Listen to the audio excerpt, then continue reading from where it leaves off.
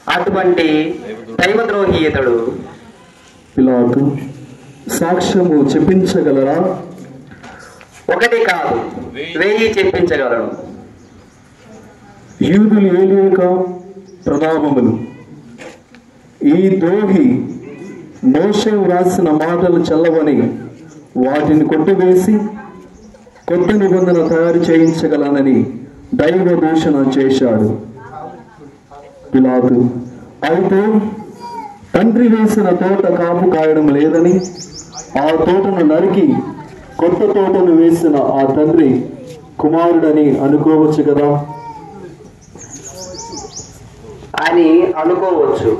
కానీ తండ్రి నిర్మించిన దైవ మందిరాన్ని పడగొట్టి 3 రోజుల్లో నిర్మిస్తానని అన్నాడు. అది దైవ దూషణము కాదా? ఆ మాటకు అర్థం మరొకడై ఉండవచ్చును కదా. అలా అనుకోవడంలో తమ ఉద్దేశము వేరొకటై ఉండొచ్చు అని మేము అనుకోవచ్చు కదా రాజప్రతినిధి.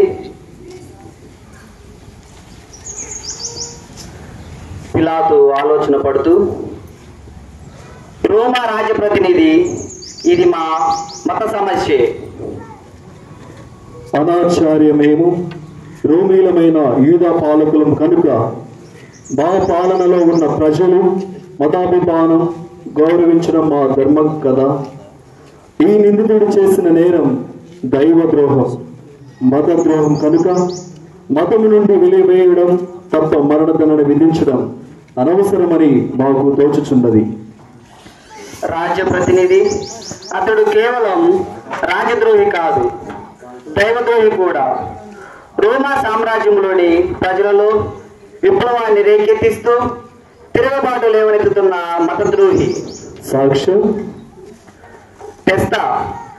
సీజరు మన రాజు కాడని, అతనే రారాజని పన్నాలు కట్టవద్దని ప్రజలలో విప్లవం లేవనెత్తుతున్నాడు. రాళ్ళు విసిరిన ప్రతివాడు రాజద్రోహి కాడు, పూలు వేసిన ప్రతివాడు రాజభక్తుడు కాడు. యూదులకు రాజు తానేనని తన రాజ్యాన్ని స్థాపిస్తానని పలికిన అతడు మాత్రం రాజద్రోహి కాకపోడా? బోధకుడా, వీరు చేస్తున్న అభియోగాలు వాస్తవమేనా? నీవు యూదులకు రాజువా? నీవు రాజ్య స్థాపన చేయించున్నావా? నా రాజ్యము ఈ లోక సంబంధమైనది కాదు, దాని స్థాపన వేరు. ఏమిటా రాజ్యం? నీతి, న్యాయం, సమధర్మం ఎక్కడ ఉంటాయో అదే నా రాజ్యం. ఎవరు స్థాపించారు? నా ప్రేమను ఎరిగిన వారు. అంటే యూదులకు రక్షకుడైన యేసయ్యవు అనగా నీవు క్రీస్తు నీవేనా? నేను చెప్పినా మీరు నమ్మరు. సర్వశక్తుడైన నా తండ్రి కుడి ప్రక్కన నేను కూర్చోవడం మీరు చూస్తారు. అనగా నీవు దేవుని కుమారుడవా? నీవన్నట్లే. అర్థమైందా రాజప్రతినిధి? మా మాటలు నమ్మకపోయినా అతని మాటలు మీరు విని ఉన్నారు కదా. రాజద్రోహి, దైవద్రోహి అని చెప్పడానికి ఇంతకంటే సాక్ష్యం ఇంకేమి కావాలి? అతడు రాజద్రోహి, మతద్రోహి, ప్రజాద్రోహి కనుక అతనికి మరణ శిక్ష విధించవలసినదే. అతనికి సిలువ వేయుడు, సిలువ వేయుడు. బోధకుడా, వింటున్నావు కదా వాళ్ళ అల్లరి? చెప్పు వారి అక్కసుతో కూడిన అల్లరి అని. నిజమెరుగని నిందలను చెప్పు.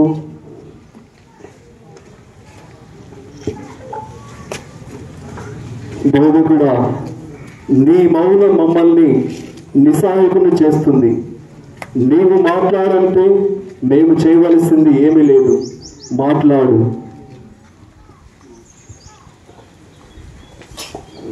మేము నిన్ను పరీక్షిస్తున్నావా, లేక నీ మౌనంతో నీవే మమ్మల్ని పరీక్షిస్తున్నావా? ఎంత పలికినా పరీక్షించినా ఈ దీని యందు మాకు ఏ దోషము కనిపించటలేదు. మాకే కాదు, హేరోదు రాజు కూడా ఏ దోషము కనిపించకనే ఇతనిని మా దగ్గరకు పంపించాడు. అయినా ఇతడు చెప్పిన మాటలలో దోషమున్నదని మీరు కలవరపడుచున్నారు కనుక మీ తృప్తి కోసం ఇతనిని కొరడా దెబ్బలు విధిస్తున్నారు. చల్లబడ్డాయా? లేదు. అతనికి సిలువ వేస్తేనే మా గుండెల మంటలు చల్లబడతాయి. సిలువ వేయాలి, సిలువ వేయాలి. సరే, మీ ప్రకారం ఈ పాస్కా పండుగకు ఒక బందీని విడుదల చేయు ఆచారం ఉన్నది కనుక ఈ యేసుని విడిచిపెడుతున్నాము. వీల్లేదు. ఆ ఆచారం ప్రకారము బరబ్బాను విడుదల చేయుడు. బరబ్బాను విడుదల చేయుడు. బరబ్బాను విడుదల చేయుడు. బరబ్బా బందిపోటు దొంగ, నరహంతకుడు, రాజద్రోహి. అతన్ని వదిలి ఈ యూదులకు రాజైన ఈ యేసును సిలువ వేయడమా?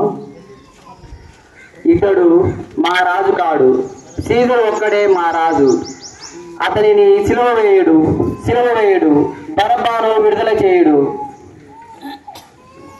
ఇతనిని విడుదల చేసినచో రాజాజ్ఞ మీరి ఇతనిని విడుదల చేసినట్లు రాజు వరకు మీపై అభియోగపడుతును.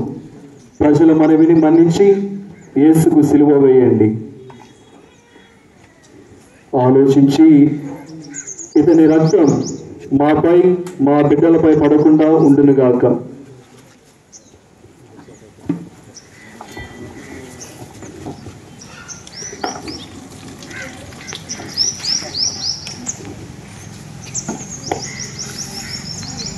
ఆ రక్తం మాపై మా పిల్లలపై పడనీయండి.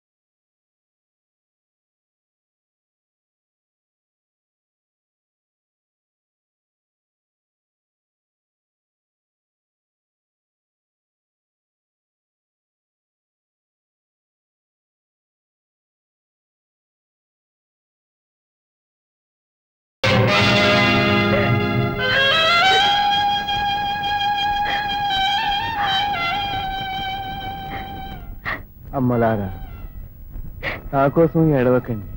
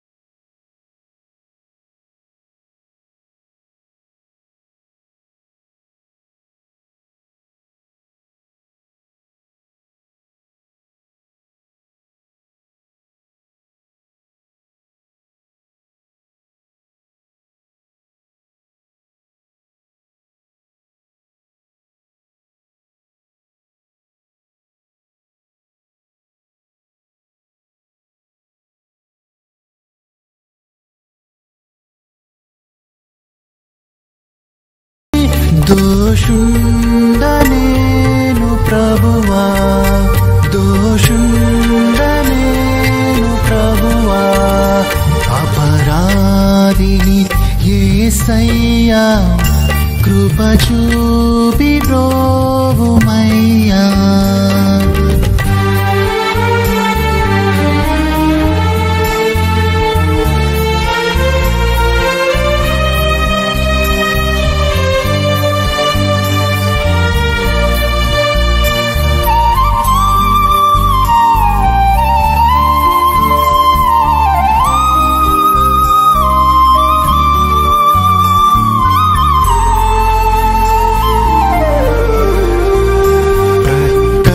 బల్లెపు పోటు గ్రక్కున పొడిచితి నేనే, ప్రక్కాలో బల్లెపు పోటు గ్రక్కున పొడిచితి నేనే, నీకిని బాధించితిని, నీకిని బాధించితిని, మక్కువ చూపితివయ్యా, మక్కువ చూపితివయ్యా.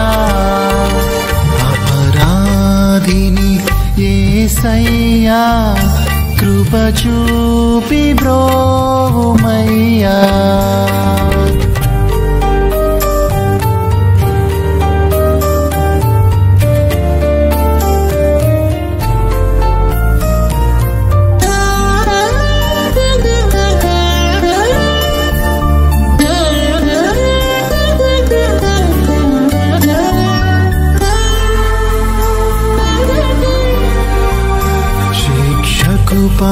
పాత్రుడనయ్యా, రక్షణ తెచ్చితివయ్యా, శిక్షకు పాత్రుడనయ్యా, రక్షణ తెచ్చితివయ్యా, అక్షయ భాగ్యమునియా, అక్షయ భాగ్యమునియా, మోక్షంబు చూపితివయ్యా, మోక్షంబు చూపితివయ్యా. అపరాధిని యేసయ్యా, కృప చూపి బ్రోవుమయ్యా.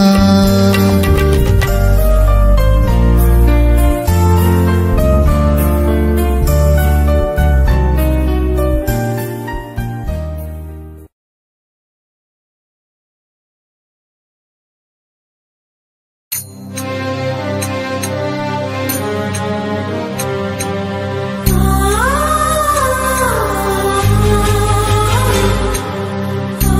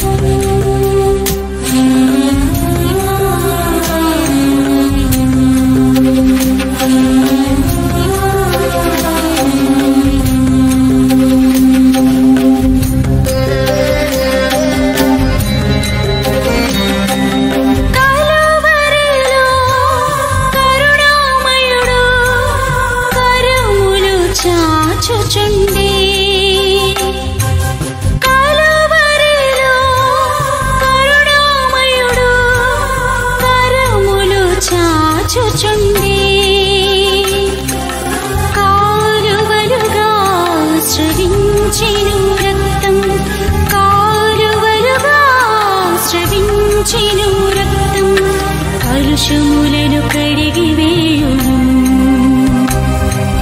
కలుషములను కడిగివేయును. సిలువపై వేలాడిన ప్రియ యేసుని చూడవా, విలువైన రక్షణను ప్రియమారగాంచవా.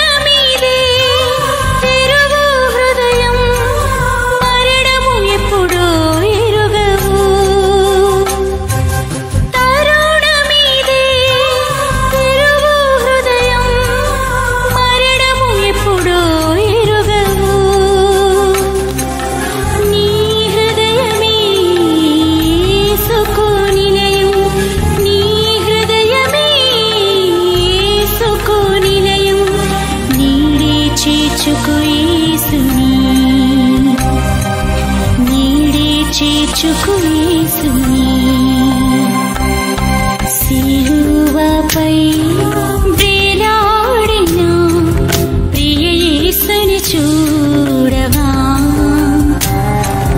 విలువైన రక్షణను ప్రియమారగాంచవా.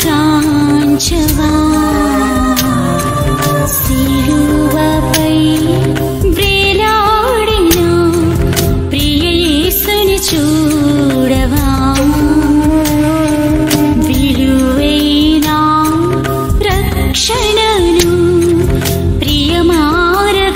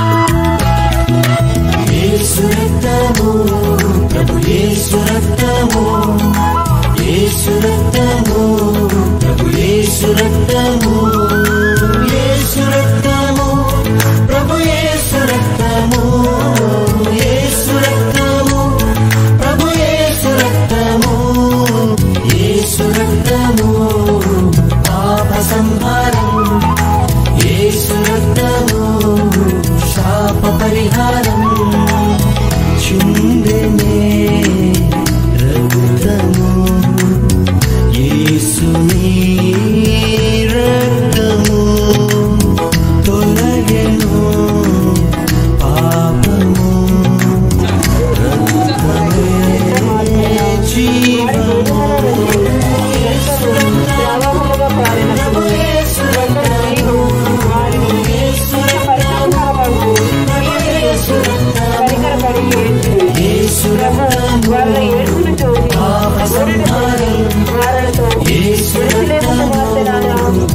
శాప పరిహారం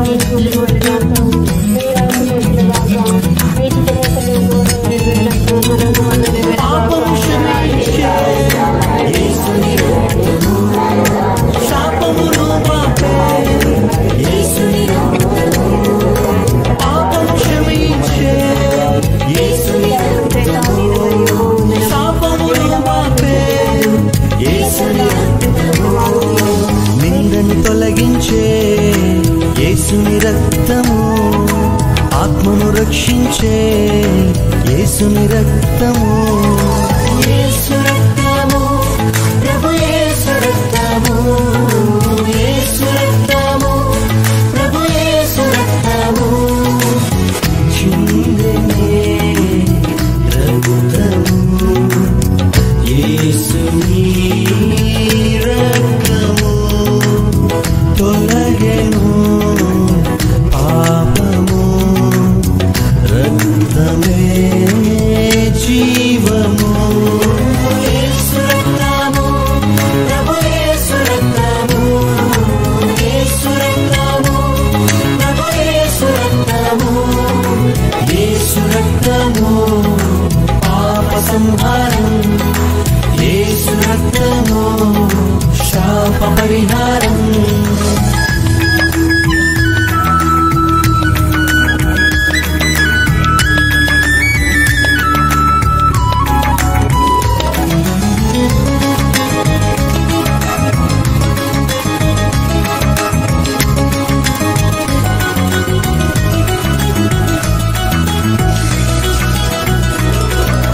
ప్రేమను కురిపించే యేసుని రక్తము, కృపలో నడిపించే యేసుని రక్తము. ప్రేమను కురిపించే యేసుని రక్తము, కృపలో నడిపించే యేసుని రక్తము. శాంతిని చేకూర్చే యేసుని రక్తము, వాగ్దానములిచ్చు యేసుని రక్తము. చిందనే రక్తము, యేసుని రక్తము తొలగెను పాపము, రక్తమే జీవము. యేసు రక్తము, ప్రభు యేసు రక్తము, యేసు రక్తము, ప్రభు యేసు రక్తము. యేసు రక్తము పాప సంహారం, యేసు రక్తము శాప పరిహారం.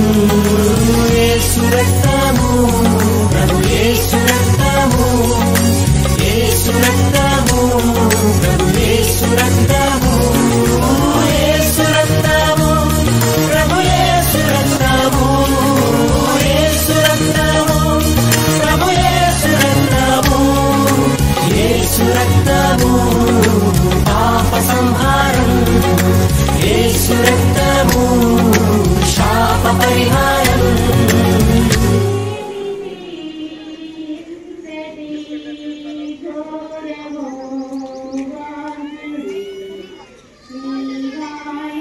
నీవు సిలువ మోయకపోతే నాకు భవిష్యత్తు ఏమున్నది? నీ పునరుద్ధాన బలంతో సాతానుతో పోరాడే ధైర్యము కలుగుతున్నది.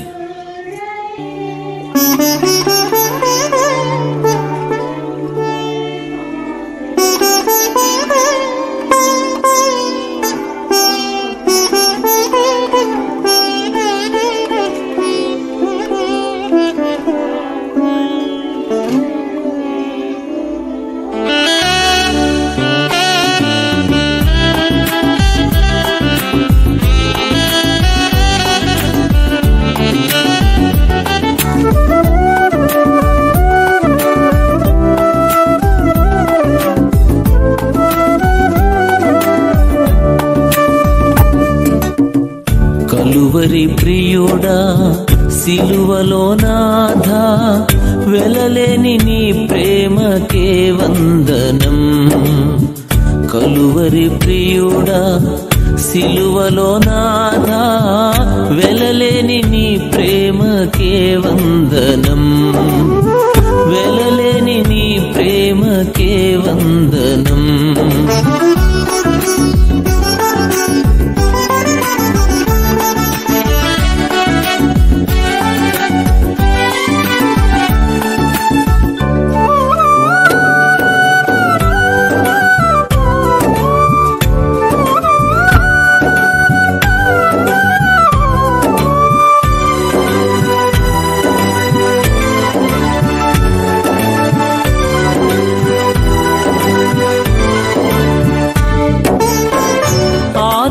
చేసిన ఆజ్ఞాతిక్రమమే మరణమునకు కారణమాయనా. ఆదాము చేసిన ఆజ్ఞాతిక్రమమే మరణమునకు కారణమాయనా.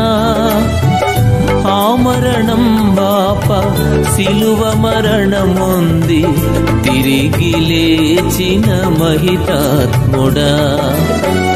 ఆ మరణం బాప సిలువ మరణముంది తిరిగి లేచిన మహితాత్ముడా. కలువరి ప్రియుడా సిలువలో నాథా వెలలేని నీ ప్రేమకే వందనం. వెలలేని నీ ప్రేమకే వందనం.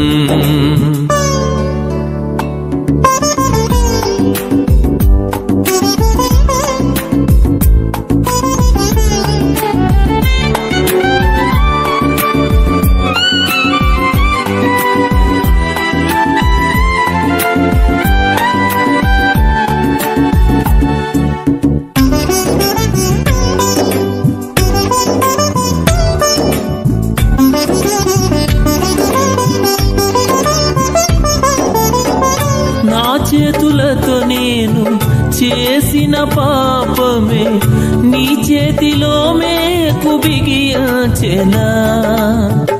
నా చేతులతో నేను చేసిన పాపమే నీ చేతిలో మేకు బిగియాచెనా. నా కాళ్ళ దోషమే నీ కాళ్ళలోన కఠిన జరేయుడు ఆ దేవుడు చిందించిన రుధిరధారలు ఈ జగతిని విమోచించు జీవధారలు. సిలువపై వేలాడు శ్రీయేసుడు కలువరిగిరి కన్నీళ్ళలో కరిగిపోయెను. పాప జగతి పునాదులే కదలిపోయెను. కలువరిగిరి కన్నీళ్ళను కరిగిపోయెను. పాప జగతి పునాదులే కదలిపోయెను. లోకమంత చీకటులు ఆవరించెను. లోకమంత చీకటులు ఆవరించెను. శ్రీయేసుడు తలవాచి కన్ను మూసెను. కన్ను మూసెను. క్రీస్తునందు ప్రియమైనటువంటి సహోదరి సహోదరులారా, ఈరోజు మనమంతా ఉదయకాలం నుంచి యేసు ప్రభు యూదుల చేతికి అప్పగింపబడి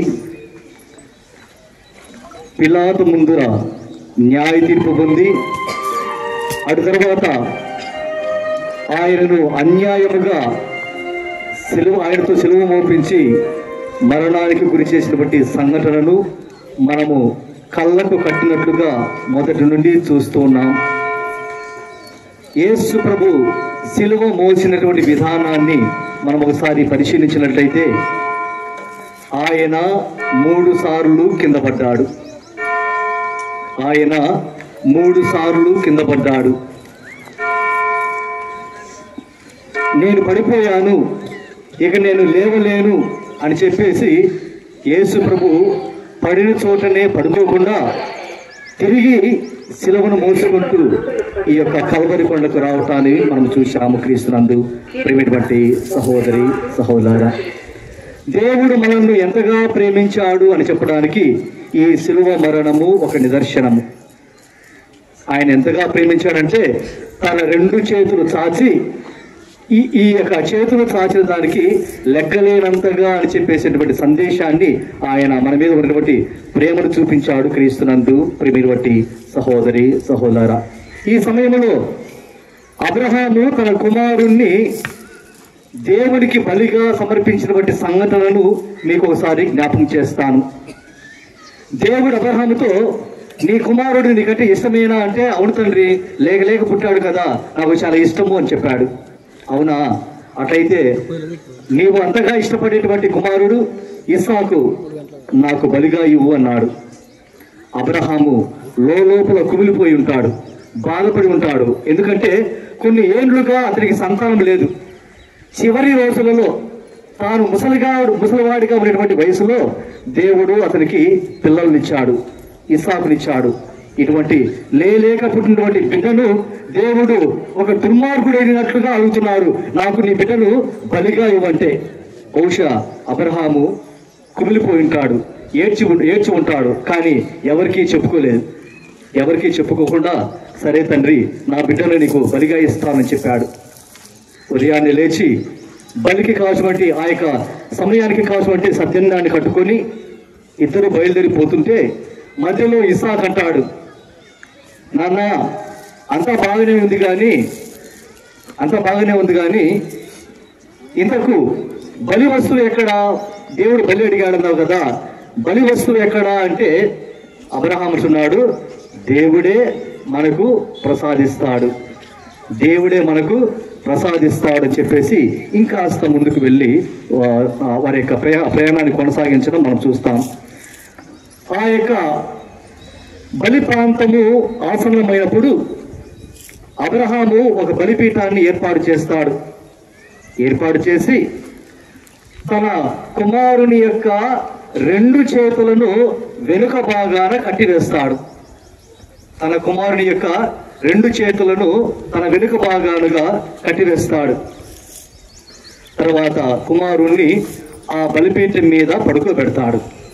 క్రీస్తునందు ప్రేమిటువంటి సహోదరి సహోదరా, ఈరోజు అటువంటి బలినే యావే దేవుడు తన కుమారుడు అయినటువంటి యేసుక్రీస్తును అడిగాడు.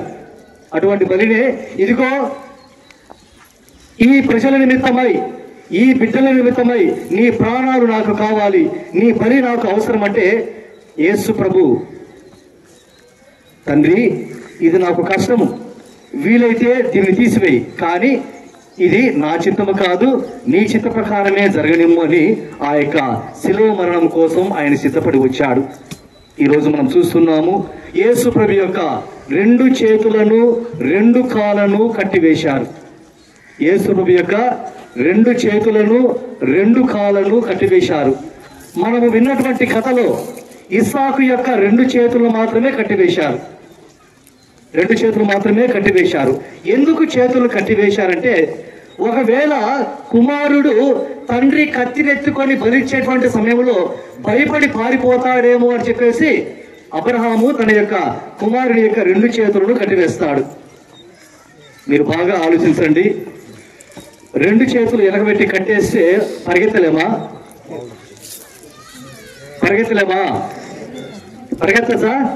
పరిగెత్తచ్చు కదా. ఎందుకని? కాళ్ళు బాగానే ఉన్నాయి కదా, 2 కాళ్ళు బాగానే ఉన్నాయి కదా, పరిగెత్తచ్చు. దేవుడు అబ్రహాము యొక్క కుమారుడైనటువంటి ఇస్సాకుకు ఆ బలి ప్రాంతం నుంచి, ఆ బలి నుంచి తప్పించుకునేటువంటి అవకాశాన్ని ఇచ్చాడు. కానీ ఈ రోజు తన సొంత కుమారుడైనటువంటి యేసుక్రీస్తు యొక్క 2 చేతులను 2 కాళ్ళను కట్టివేశాడు. ఎందుకంటే అతనికి ఇక్కడ నుంచి తప్పించుకొని పారిపోయేదానికి అవకాశము ఇవ్వలేదు. కారణం ఏమిటి? ఎందుకు దేవుడు తన కుమారుడికి అవకాశం ఇవ్వలేదు, అక్కడ ఇస్సాకుకు మాత్రం అవకాశం ఇచ్చాడు? కారణం ఏమిటంటే, ఈరోజు యేసు ప్రభువు తప్పించుకొని పోతే, ఈ రోజు యేసు ప్రభు పారిపోతే, ఈ రోజు యేసు ప్రభు మరణించకుండా వెళ్ళిపోతే మనకు రక్షణ లేదు, మనము నరకాన్ని తప్పించుకోలేము. కాబట్టి దేవుడు మన నిమిత్తమై తన కుమారుణ్ణి వదులుకోవడానికి సిద్ధపడ్డాడు. దేవుడు మన నిమిత్తమై తన కుమారుణ్ణి వదులుకోవడానికి సిద్ధపడ్డాడు. క్రీస్తునందు ప్రియమైనటువంటి సహోదరి సహోదరా, నా బిడ్డ పోయినా పర్వాలేదు, నా బిడ్డ చనిపోయినా పర్వాలేదు, కానీ నాకు ఈ ప్రజలు కావాలి, నాకు ఈ ప్రజలు కావాలి. ఎవరు ఈ ప్రజలు? ఎవరు ఈ ప్రజలు? మీరు నేను. ఎవరు ఈ ప్రజలు? మీరు నేను. మన నిమిత్తమై యేసు ప్రభు శిలువ మరణాన్ని అంగీకరించాడు. మన నిమిత్తమై తండ్రి దేవుడు తన ఏకైక కుమారుణ్ణి మరణానికి దారి చూపాడు. క్రీస్తునందు ప్రియమైనటువంటి సహోదరి సహోదరులారా, యేసయ్య ప్రేమకు నిదర్శనము ఈ యొక్క శిలువ మరణము. అది ఆయనకు రావాల్సింది కాదు, అది ఆయనకు రావాల్సింది కాదు. మన పాపముల భారాన్ని ఆయన తన మీద వేసుకున్నాడు. మన యొక్క పాపపు వస్త్రాలను ఆయన ధరించాడు. మన పాపపు భారాన్ని ఆయన మీద వేసుకొని మన యొక్క పాపపు వస్త్రాలను ఆయన ధరించి మనకు ఆయన పుణ్య వస్త్రాలు, పవిత్ర వస్త్రాలను మనకు ధరింపచేశాడు. క్రీస్తునందు ప్రియమైనటువంటి సహోదరి సహోదరా, ఈరోజు మనమంతా మన కళ్ళ ఎదుట యేసు ప్రభు మరణించడాన్ని చూస్తున్నాం. మన కళ్ళ ఎదుట యేసు ప్రభు యొక్క మరణాన్ని మనమంతా కూడా చూస్తున్నాం. మరణాన్ని అయితే చూస్తున్నాం, కానీ ఏ ఒక్కరి ముఖంలో కూడా యేసు ప్రభు మరణిస్తున్నాడు అనేటువంటి బాధ ఒక్కరి ముఖంలో కూడా కనపడలేదు నాకు. యేసు ప్రభు మరణిస్తున్నాడు, మరణించాడు అనేటువంటి బాధ ఎవరి ముఖాల్లో కనపడలే. దీనికి కారణం ఏమిటంటే ఆయన ఎవరో, ఆయన ఏమన్నా మన ఇంటివాడా, మన నాయన, మన అన్న, మన తమ్ముడా? ఎందుకు ఏడుస్తాం మనం? ఎవరు చనిపోతే ఏడుస్తాము? ఎవరు చనిపోతే ఏడుస్తామండి? మన కుటుంబంలో వారు ఎవరైనా చనిపోతే ఏడుస్తాం, మన బంధువులు ఎవరైనా చనిపోతే ఏడుస్తాం, మన తోబుట్టు ఎవరైనా చనిపోతే ఏడుస్తాం, మన మిత్రులు ఎవరైనా చనిపోతే ఏడుస్తాం. కానీ యేసు ప్రభు చనిపోతే ఎవరు ఏడ్చరు, ఎందుకంటే ఆయన మనకి ఏమి కాడు. ఆయన మనకు ఏమి కాడంటే ఆయనకు మనకు ఎటువంటి సంబంధం లేదు, మంచి బంధం లేదు, స్నేహం లేదు, ప్రేమ లేదు. క్రీస్తునందు ప్రియమైనటువంటి సహోదరి సహోదరు, అందుకే ఆ బాధ మనలో కనిపించడం లేదు, ఆ బాధ మనలో కనిపించడం లేదు. క్రీస్తునందు ప్రియమైనటువంటి సహోదరి సహోదరు, కానీ మనము ఏడవకపోయినా, మనం బాధపడకపోయినా మన తరపున ఆయన బాధపడ్డాడు, మన తరపున ఆయన కొరడా దెబ్బలు తిన్నాడు, మన తరపున ఆయన ఉమ్మి వేయించుకోబడ్డాడు, మన తరపున ఆయన శిలువ మరణాన్ని అంగీకరించాడు. క్రీస్తునందు ప్రియమైనటువంటి సహోదరి సహోదరా, ఈ సమయంలో యేసు ప్రభు వైపు చూస్తూ ఎవరెవరి పాపాలు, ఎటువంటి పాపము ఆయనను ఆ మరణానికి గురి చేసిందో ఒకసారి మీ మనస్సాక్షిని పరీక్షించుకోండి, మీ హృదయాల్లోకి తొంగి చూసుకోండి, మీ మనస్సును పరీక్షించుకోండి. ఎందుకు యేసు ప్రభు శిలువ మరణాన్ని అంగీకరించాడు? ఎందుకు ఆయన ఈరోజు మరణిస్తూ ఉన్నాడు? ఎటువంటి పాపం నేను చేశాను, ఎటువంటి ద్రోహం నేను చేశాను, ఎటువంటి నిందలు నేను వేశాను, ఎవరికి నేను మోసం చేశాను అనేటువంటి విషయాలను ఒక్కొక్కటిగా మనం ధ్యానం చేసుకుందాం. మీ మనసులోకి తొంగి చూసుకోండి. ప్రతి ఒక్కరి హృదయాలలో దేవుడు మనస్సాక్షి అనేటువంటి ఒక దీపాన్ని వెలిగించాడు. ఎందుకంటే ఆ వెలుతురులో మన యొక్క పాపాలు కనపడతాయి, మనం చేసినటువంటి ద్రోహం కనపడుతుంది, మనం చేసినటువంటి నేరం కనపడుతుంది, మనం చేసినటువంటి మోసాలు కనపడతాయి. క్రీస్తునందు ప్రియమైనటువంటి సహోదరి సహోదరా,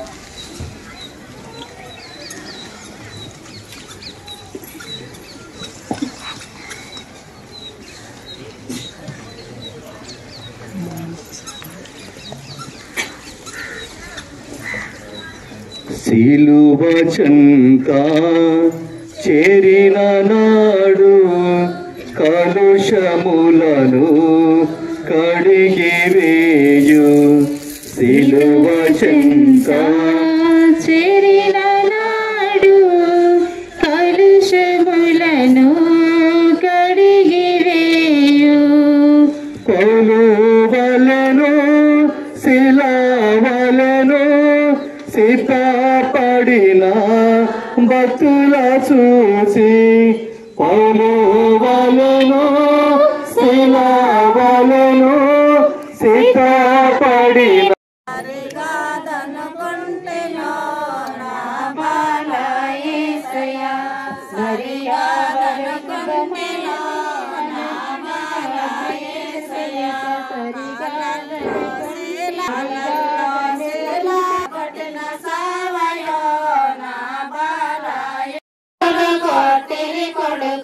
చేతుల్లో శీలాలు సడగుడు కొట్టిరి కొడుక ఎంత కొట్టిన సావయో నా బాల యేసయ్య ఎంత కొట్టిన సావయో నా బాల యేసయ్య పక్కన బల్యముతో నినబడసిరి ఓ కొడుక పక్కన బల్యముతో నినబడసిరి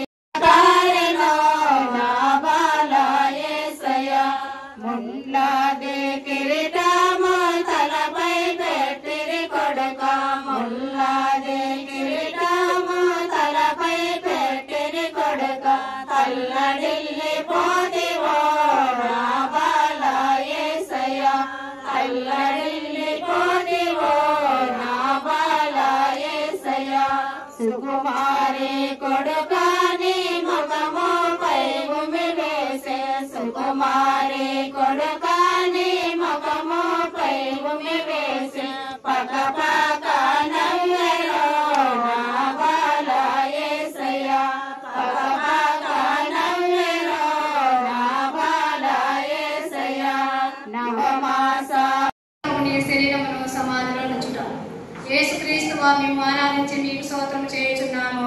ఏలనగా హిందూ సేవ చేత ఈ లోకమును రక్షించితిరి.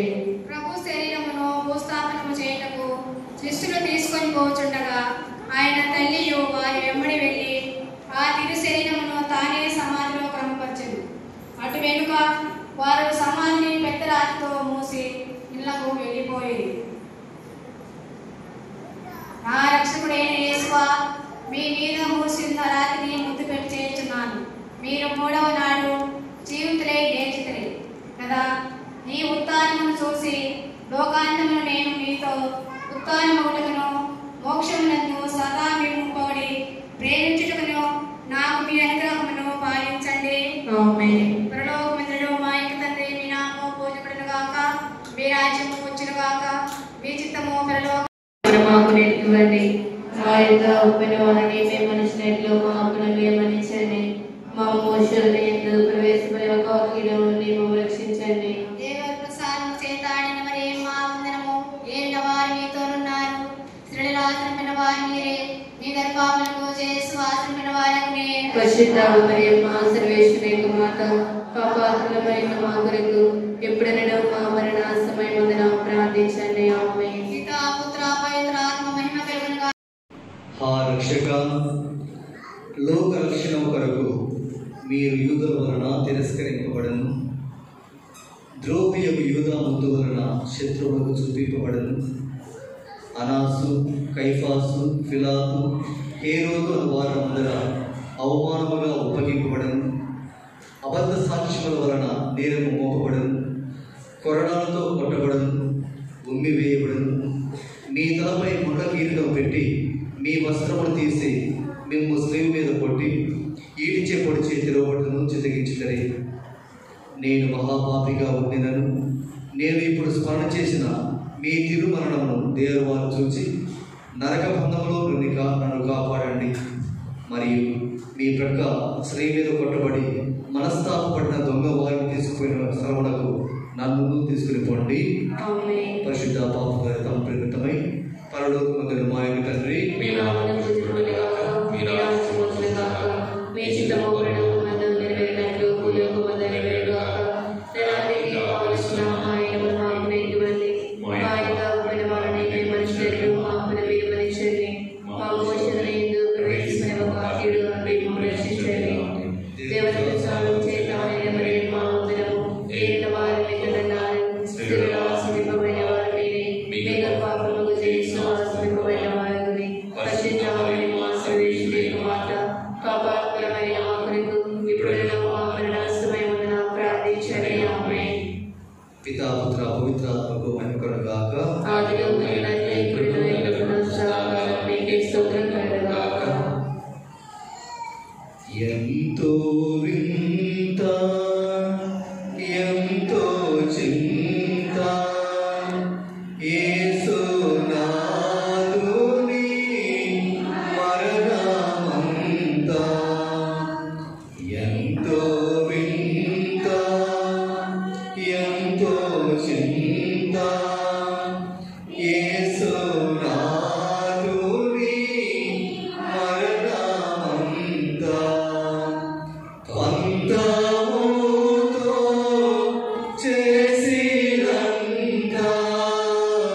పంతముతో చేసినంతా సొంత ప్రజలు స్వామినంతా సొంత ప్రజలు స్వామినంతా పట్టి గట్టి నెట్టి కొట్టి తింటి యేసు నాదు నగట పట్టి గట్టి నెట్టి కొట్టి తింటి యేసు నాదు నగట నాటి శ్రమల నొందియేవి అట్టి శ్రమల నొందియేవి పలుగాడాయే యేసు స్వామి పలుగాడాయే యేసు స్వామి ఎంతో వింత ఎంతో చింత యేసునాథు మరణమంతా మొయ్యాలేని మ్రానులొకటి మోపిరేసు వీపుపైన మొయ్యాలేని మ్రానులొకటి మోపిరేసు వీపుపైన మొయ్యలేక మ్రానుతోడా మొయ్యలేక మ్రానుతోడా మూర్ఛపోయే యేసు తండ్రి మూర్ఛపోయే యేసు తండ్రి ఎంతో వింత ఎంతో చింత యేసునాథుని మరణమంతా కొయ్య పైన యేసును పెట్టి కాలు చేతులు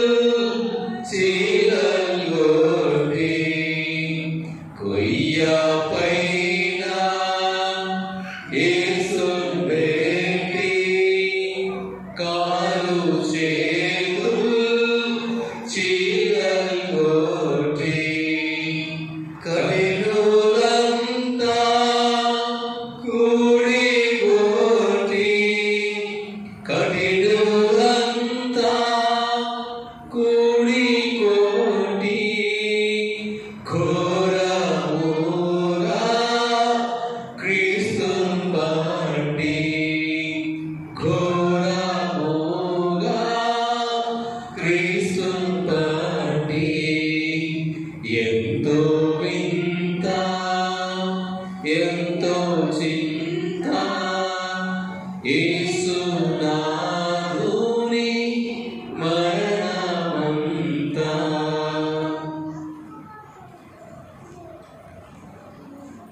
దైవతనయా క్రీస్తునాథుండా అయ్యో పాపుల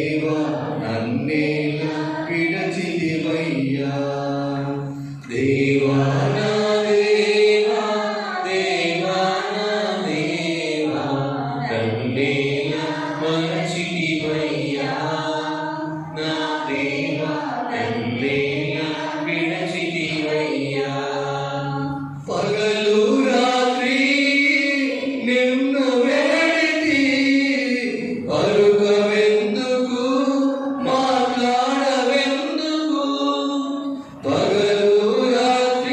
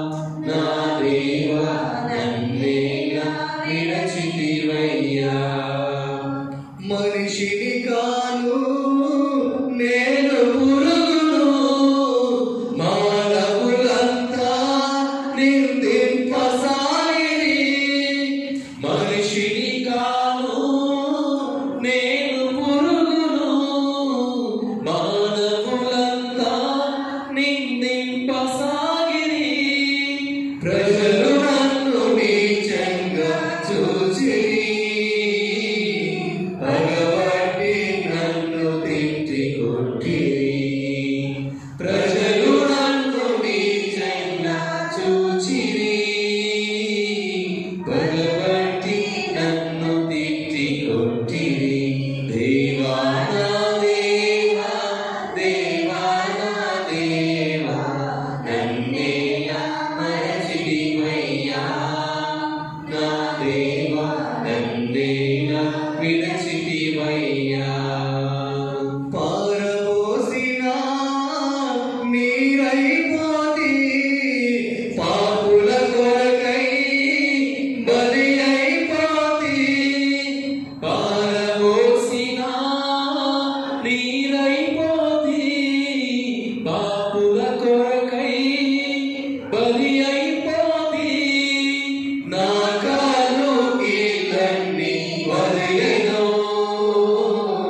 నా హృదయం మైనంలా కరిగెను.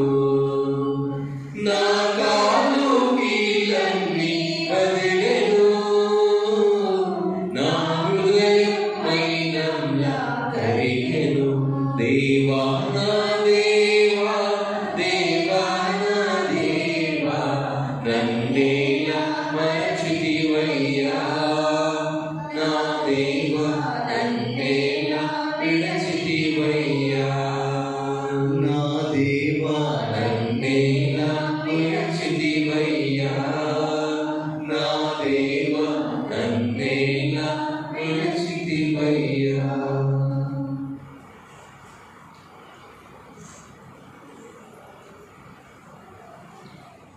అదిగదిగో అల్లదిగో కల్వరి మేట్లకు దారదిగో, ఆ ప్రభువులు వేసిన సిలువదిగో.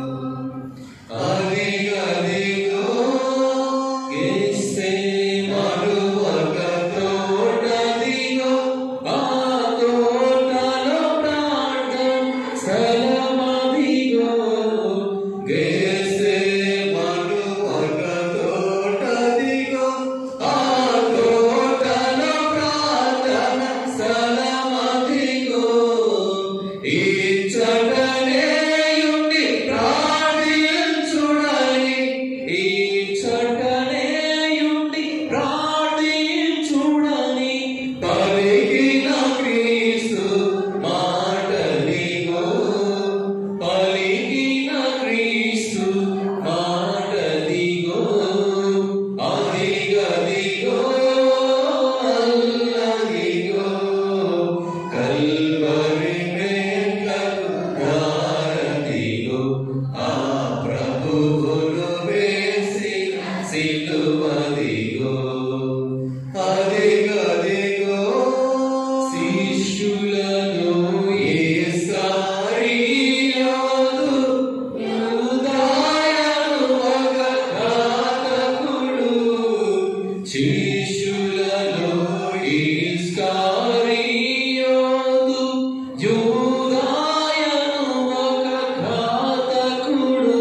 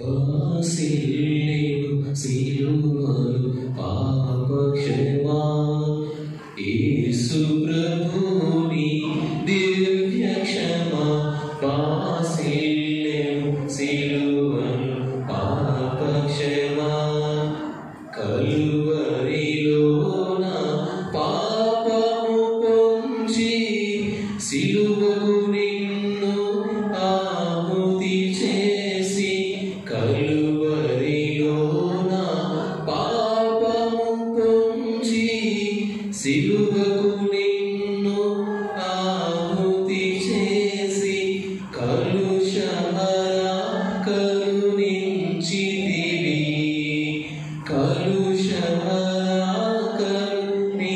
కరుణించితివి బాసిల్లేను సిలువలు పాపక్షమా యేసు ప్రభు నీ దివ్య క్షమా బాసిల్లేను సిలువలు పాపక్షమా పాపము చేసి గడించితి మరణం శాపముగానే నాజించితిని పాపము చేసి గడించితి మరణం శాపముగానే నాజించినది కాపరివై నన్ను ప్రోచితివి కాపరివై నన్ను ప్రోచితివి బాసిల్లేను సిలువలు పాపక్షమా యేసు ప్రభు నీ దివ్య క్షమా బాసిల్లేను సిలువలు పాపక్షమా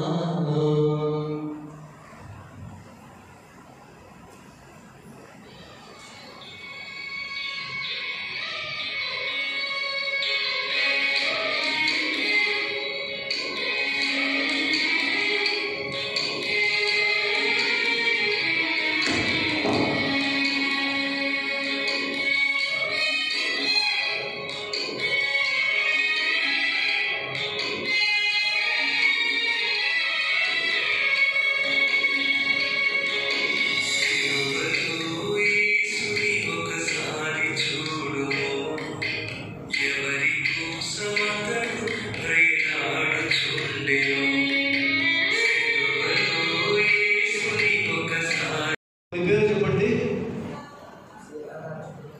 ప్రధాన అర్చకుడు, ధర్మశాస్త్ర బోధకులు,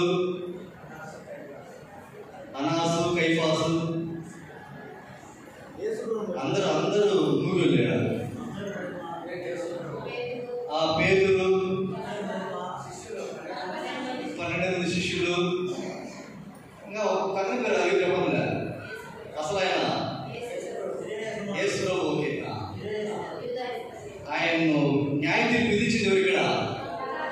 పిలాతు. ఇంకా శిలువ మార్గం కూడా కొంతమంది పేరు మనం విన్నాం. వెరోనికమ్మ, సిరియా, సిమోనుడు, ఇంకా శిలువ మీద ముగ్గురు అంటారు. యేసు ప్రభుకు అటువైపు ప్రభుకు 2 దొంగలు. తర్వాత యేసు ప్రభు మరణించిన తర్వాత ఒక వ్యక్తి అక్కడ మాట్లాడాడు. కింది నుంచి పైకి చూస్తూ సైన్యాధిపతి ఒక చక్కటి మాట అన్నాడు. ఏమన్నాడు? ఈయన నిజంగా దేవుడే, దేవుని కుమారుడే. వీటిలో కొంతమంది వ్యక్తులను ఈరోజు మనం మరోసారి జ్ఞాపకం చేసుకున్నాం. మొట్టమొదటి యేసు ప్రభు పక్కన పెడతాం ఆయనను. తర్వాత పిలాతు యేసు ప్రభు మంచివాడని పిలాతు తెలుసు, అవునా కదా? యేసు ప్రభు మంచివాడు, ఆయన ఏ అన్యాయం చేయలేదు అనే విషయము పిలాతుకు తెలుసు. అందుకే ఆయన అన్నాడు, ఈయనలో నాకు ఏ దోషము కనిపించడం లేదు అని అన్నాడు. మరి ఎందుకు అప్పగించాడు, సిలువేయడని తెలిపాడు? ప్రజలు తన అధికారానికి వ్యతిరేకంగా నినాదాలు చేస్తారేమో,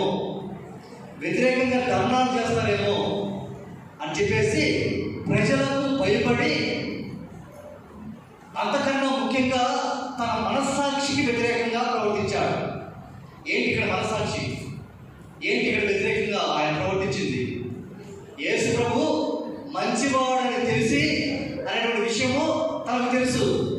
తన మనస్సాక్షి కూడా అదే చెబుతుంది, ఇతను మంచివాడు అనేటువంటి విషయము తన మనస్సాక్షి చెబుతుంది. కానీ తన అధికారాన్ని కాపాడడం కోసమై ఆయన తన యొక్క మనస్సాక్షికి వ్యతిరేకంగా మాట్లాడాడు.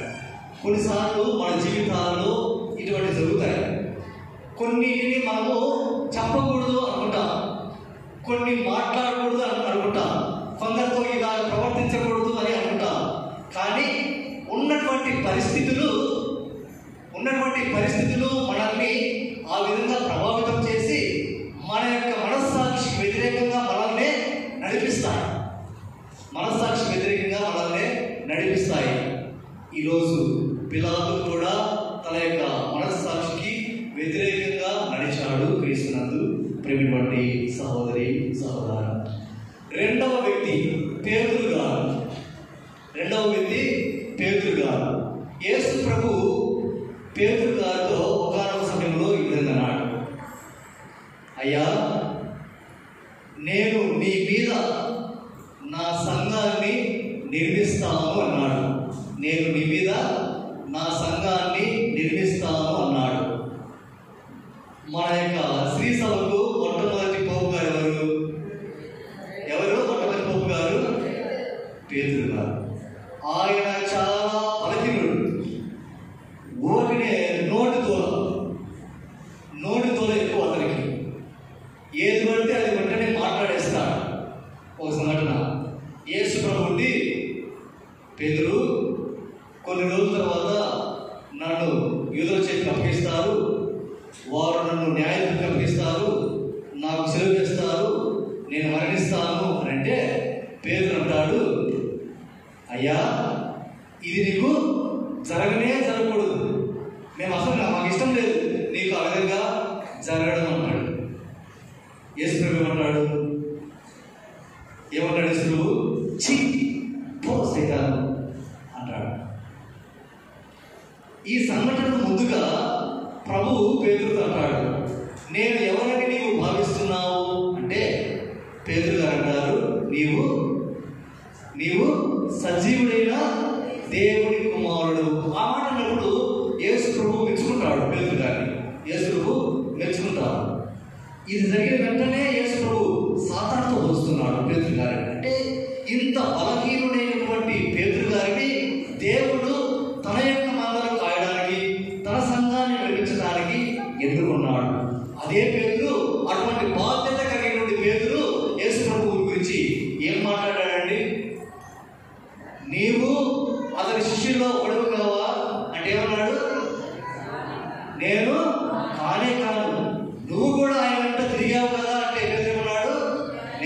కానీ తనకు అవసరం తిరిగిపోయాక పేతురు గారు, నీవెవరో నాకు తెలియదు అని అన్నాడు. క్రీస్తునందు ప్రేమటువంటి సహోదరి సహోదరు, మన జీవితాలు కూడా కొన్నిసార్లు ఇటువంటి పేతురు గారి యొక్క స్వభావము, ఈ యొక్క సాతాను మనలోకి కూడా పొందుకుంటుంది అప్పుడు. తర్వాత ఈ దారి మధ్యలో యేసు ప్రభుకు ఒక వ్యక్తి సహాయం చేశాడు సిలువ మార్గంలో. ఎవరైనా? సిరేనియా సిమోను. యేసు ప్రభు ఆయన నడవలేక నడుస్తూ ఉంటే ఆయనకు సహాయం చేయడానికి ఒక వ్యక్తిని అక్కడికి తీసుకురావడం మనం గమనిస్తున్నాం. ఆపదలో ఆదుకోవడం, ఇబ్బందులు ఉన్న వారికి సహాయం చేయడము అనేటువంటి విషయాన్ని. ఇక చివరిగా యేసు ప్రభు యొక్క అటువైపు ఇటువైపు ఇద్దరు దొంగలు. వాళ్ళిద్దరికి ఏం పేరు పెట్టాం మనము? కరెక్ట్, ఏం పేరు పెట్టారు? అటువైపు ఇటువైపు ఉన్న దొంగలకు మంచి దొంగ, చెడు దొంగ. దొంగలకు మళ్ళా పేరు కూడా, మంచి దొంగ, చెడు దొంగ. ఎందుకు ఆ పేరు వచ్చే వాళ్ళకు మంచి దొంగ, చెడు దొంగ అని?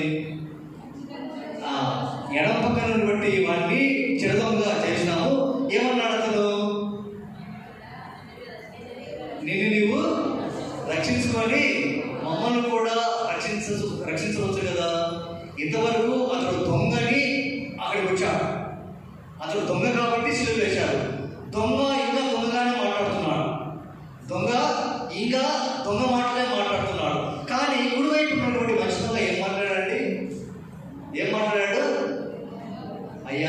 నీవు పరలోకం చేరినప్పుడు నన్ను కూడా జ్ఞాపకం ఉంచుకో. ఇతడు నిజంగానే దొంగండి, ఎడపక్క ఉన్నాడు దొంగ కాదు, కానీ ఇతడు మాత్రం దొంగే.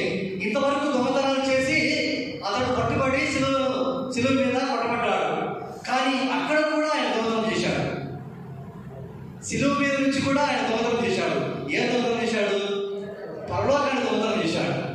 చూడ చక్కగా తలుచుకున్నాడు, చాకచక్యంగా ప్రవర్తించాడు. అయ్యా, నాకు తెలుసు నువ్వు పరలోకానికి పోతావని, కాబట్టి అక్కడికి వెళ్ళినప్పుడు నన్ను కూడా జ్ఞాపకం ఉంచుకో. ఇటువంటి తెలివితేటలు మనకు ఉండాలి. అందుకే